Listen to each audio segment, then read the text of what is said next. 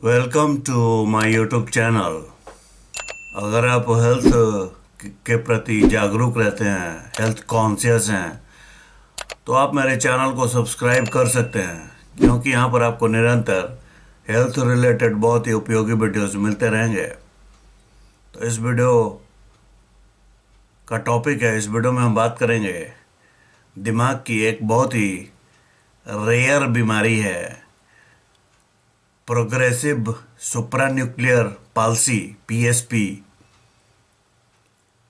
तो इसके कारण और लक्षण क्या होते हैं, इस बारे में ये वीडियो है। तो पीएसपी है एक बहुत ही रेयर प्रोग्रेसिव है, अर्थात ये तेजी से बढ़ता है, न्यूरो डिजेनरेटिव डिसऑर्डर है, जो कि मेनली पर्सन के मूवमेंट में, अर्थात चलने फिरने, किसी तरह का मूवमेंट करने, बैलेंस में, आई कंट्रोल, आंखों को नियंत्रण करने में, बोलने में और सोचने में, ये सब प्रक्रियाओं को बाधित करता है, प्रभावित करता है ये पीएसपी। इस बीमारी की वजह से ये सब चीज़ें प्रभावित होती हैं। ये जनरली मिडिल एज में लेट से शुरू होता है और काफ़ी तेज़ी से ये समय के साथ प्रोग्रेशन करता है। इसके सिम्टम्स काफ़ी तेज़ी से बढ़ते हैं और ये बुरी तरह से पर्सन को डिसेबल कर देता है। अब बात करेंगे पीएसपी, जो कि दिमाग की बहुत ही रेयर बीमारी है, उसके कारण कौन कौन से अभी तक माने गए हैं। तो एग्जैक्ट जो इसका कारण है पीएसपी का, बीमारी के होने का, ये अननोन है, ये पता नहीं है। लेकिन फाइंडिंग्स के हिसाब से कुछ कारण ये माने गए हैं, जैसे कि ब्रेन में एबनॉर्मल टाउ प्रोटीन बिल्डअप हो जाता है। तो पीएसपी इज ए टाओपैथी। ब्रेन में टाउ प्रोटीन जमा हो जाता है ब्रेन सेल्स में, और स्पेशली उन एरियाज में ये जमा होता है जो कि हमारा बैलेंस को कंट्रोल करते हैं, आंखों के मूवमेंट को कंट्रोल करते हैं, साथ ही बुद्धिमत्ता को, कॉग्निशन को, इंटेलिजेंस को कंट्रोल करते हैं। उन हिस्सों को ये प्रभावित करता है ये पीएसपी, और जिसकी वजह से कोशिकाएं डैमेज हो जाती हैं और कोशिकाएं मर जाती हैं, सेल डेथ हो जाता है। तो ब्रेन का बहुत सारा हिस्सा, इसमें ब्रेन का बहुत सारा हिस्सा डेड हो जाता है, क्योंकि कोशिकाएं ही मर जाती हैं। अब बात करेंगे ब्रेन रीजन्स जो कि प्रभावित होते हैं इसमें, वो हैं ब्रेन स्टेम, बेसल गैंग्लिया जो कि ब्रेन का पार्ट है, और फ्रंटल लोब्स, ये सब हिस्से प्रभावित होते हैं। पीएसपी यूजुअली इनहेरिटेड नहीं है, और ये आनुवंशिक बीमारी नहीं है, क्योंकि अधिकतर जो अभी तक केसेस मिले हैं वो स्पॉर्डियक हैं, अर्थात बिल्कुल ये अचानक से हुआ है, कोई फैमिली हिस्ट्री नहीं, कोई इनहेरिटेड केस नहीं।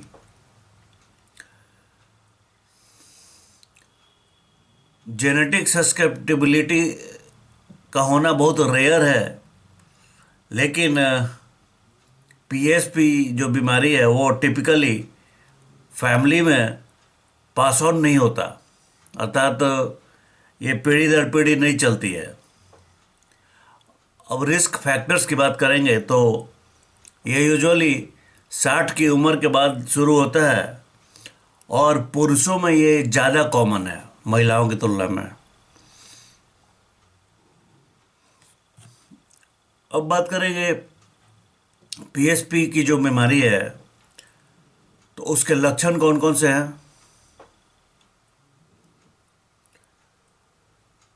तो सिम्टॉम्स इसके जो लक्षण हो जो होते हैं वो बहुत सारे पार्किंसंस बीमारी से मिलते जुलते होते हैं, जिसकी वजह से ये फर्क कर पाना बेहद मुश्किल होता है कि ये पार्किंसंस है या ये पीएसपी है। तो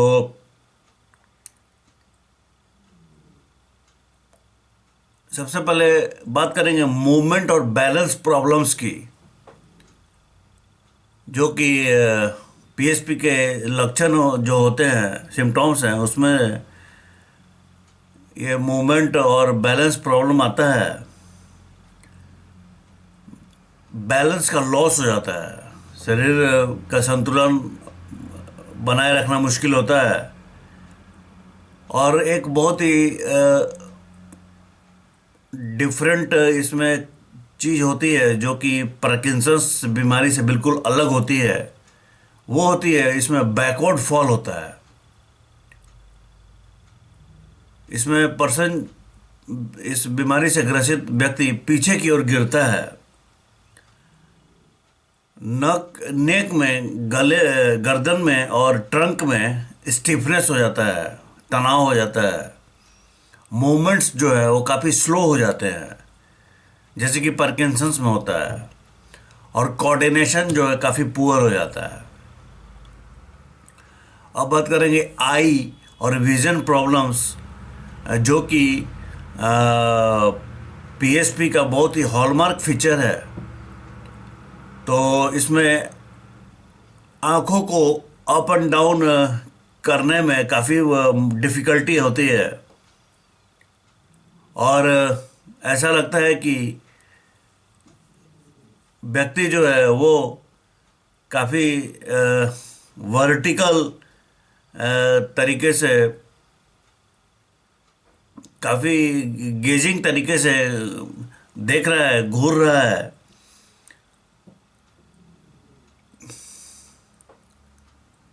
वर्टिकल गेज पैल्सी बोलते हैं इसको। आंखों का जो मूवमेंट्स है वो स्लो हो जाता है, नीचे देखने में ट्रबल होती है, जिसकी वजह से गिरने का रिस्क जो है काफ़ी बढ़ जाता है। विजन जो है वो ब्लर्ड हो जाता है या फिर डबल विजन हो जाता है। और ब्लिंकिंग जो है, पलक झपकाना भी काफ़ी रिड्यूस हो जाता है, कम हो जाता है, क्योंकि जिसकी वजह से ड्राई और इरिटेटेड आईज हो जाते हैं। अब बात करेंगे स्पीच और स्वेलोइंग डिफ़िकल्टीज़ की। तो ये भी पीएसपी का लक्षण है, जिसमें कि स्पीच जो है वो स्लर्ड हो जाता है या फिर स्लो हो जाता है, बोली में लड़खड़ाहट हो जाती है, सॉफ्ट या फिर स्ट्रेंड वॉइस हो जाता है, स्वैलो करने में, किसी चीज़ को निगलने में डिफ़िकल्टी आती है, जिसकी वजह से चोकिंग का रिस्क बढ़ जाता है या फिर एस्पिरेशन का रिस्क बढ़ जाता है। ड्रोलिंग होती है, बार बार मुंह से लार टपकना जैसे होता है। ये सब सिम्टॉम्स है पीएसपी के। अब बात करेंगे कॉग्निटिव और बिहेवियरल चेंजेस की। तो थिंकिंग जो है वो स्लो हो जाती है, सोचने की क्षमता काफ़ी कम हो जाती है, जजमेंट बहुत पुअर हो जाता है, और प्लानिंग और जजमेंट में बिल्कुल दिमाग काम नहीं करता। किसी प्रकार के डिसीजन लेने में आदमी अक्षम हो जाता है। अपैथी, लैक ऑफ मोटिवेशन, आदमी बिल्कुल असहाय सा महसूस करता है। पर्सनालिटी में बहुत मेजर चेंजेस हो जाते हैं। डिप्रेशन, अवसाद की स्थिति हो जाती है और इमोशनल इनस्टेबिलिटी हो जाती है। व्यक्ति काफ़ी इमोशनली वीक हो जाता है और कई बार वो रोने लगता है। नंबर 5, फेशियल एक्सप्रेशन चेंजेस की बात करेंगे तो फिक्स्ड या फिर स्टेरिंग एक्सप्रेशन हो जाता है। ऐसा लगता है कि व्यक्ति हमें घूर रहा है। आंखें, आईब्रोज जो है वो रेज हो जाते हैं, चढ़ जाते हैं, जैसे कि सरप्राइज्ड लुक हो गया है। किसी चीज़ को जिस तरह से आश्चर्य से देखते हैं उस तरह से लुक हो जाता है। और फेशियल मूवमेंट्स भी काफ़ी रिड्यूस हो जाते हैं, कम हो जाते हैं। अब बात करेंगे पीएसपी पार्किंसन से कैसे डिफरेंट होता है। तो पीएसपी में जो गिरना होता है वो काफ़ी पहले शुरू हो जाता है और आंखों के मूवमेंट का प्रॉब्लम जो है वो काफ़ी प्रोमिनेंट होता है पीएसपी में। और ट्रिमर जो है कम होते हैं और या फिर एब्सेंट होते हैं, जो कि पार्किंसंस में ज़्यादा होते हैं। ट्रिमर्स, शेकिंग, हाथों का या शरीर के में ट्रिमर्स जो है काफ़ी कम होता है इसमें पीएसपी में। पार्किंसंस का जो मेडिकेशंस होता है, दवाइयाँ होती है पार्किंसंस की, उन पर रिस्पॉन्स काफ़ी पुअर होता है। जैसे कि लीवोडोपा जो कि पार्किंसंस में चलती है, वो इस बीमारी में काम नहीं करती पीएसपी में। तो कब हमें एक डॉक्टर से कंसल्ट करना चाहिए?